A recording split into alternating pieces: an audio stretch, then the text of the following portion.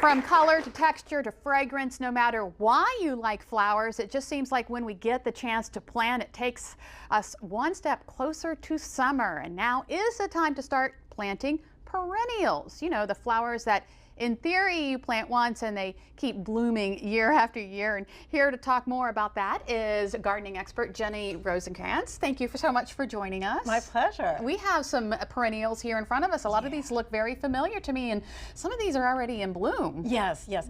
That's another thing is a lot of people, when they go to a garden center right now, they see these things that are in bloom and they go, wow, these are gorgeous. But you have to remember that some things are blooming now, and like for instance, this lovely phlox is in bloom, and this is in bloom. You know, there's so many things that are in bloom now, but a perennial has like 2 to 4 weeks of bloom period, and that's it. Yeah. And then once they're done, they're done. So you need to look into other things like this is a summer flower, and this is a summer flower, and this is a summer flower. So you almost want a time when you plant your perennials so that you always have at least some of the flowers blooming throughout the year, right? Absolutely. Like a lot of people go, okay, I want to have things that are going to be low and medium and high. Well, that's a good thing too, but you want to also plan for summer, for spring, for fall. And a lot of times people go out and get everything that's in bloom at one time. That's cool. So you have 3 weeks of, you know, gorgeous color and then nothing. And then nothing. Yeah. It's hard when you go into the garden center to buy just the green ones. Oh, yeah, exactly, because the other ones are calling to you. The colors are just gorgeous. And the other thing to remember is some things, like all of these guys here are full sun-loving ones, but this little guy here, this needs shade.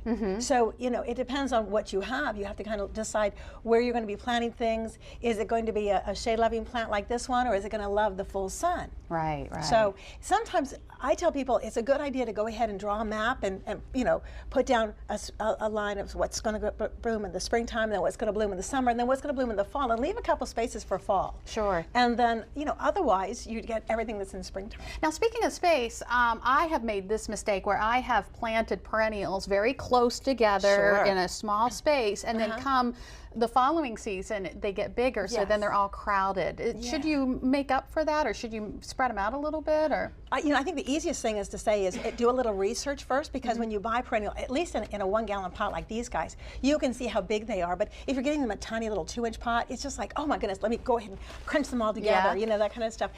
Do a little research, find out how big they get, and those tags that they have on them, you know, sometimes they're kind of funny, but they will tell you how large or how small the plant's going to get.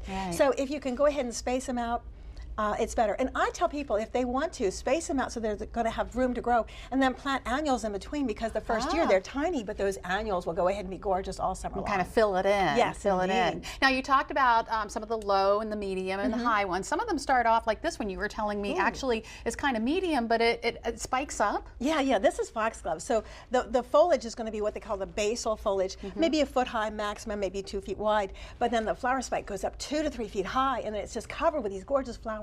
The flowers are cool too, because they have these little landing pads for the insects, and to us it just looks like, okay, it's cool, but to the bug it looks like, you know, going into LaGuardia, here's a landing pad. It's really neat, and it's fun to show kids that too. So all plants can be enjoyed by all ages of people. Wonderful. And another thing is you can separate them as well, can't you? Oh, absolutely. Yeah, because I sometimes 2, 3 years into it, you have too many.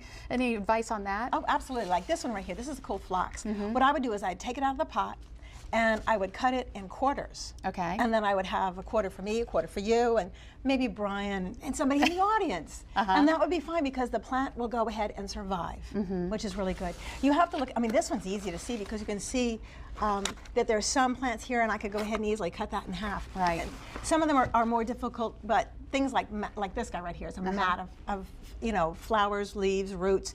Just cut it in half. All right. Go for it.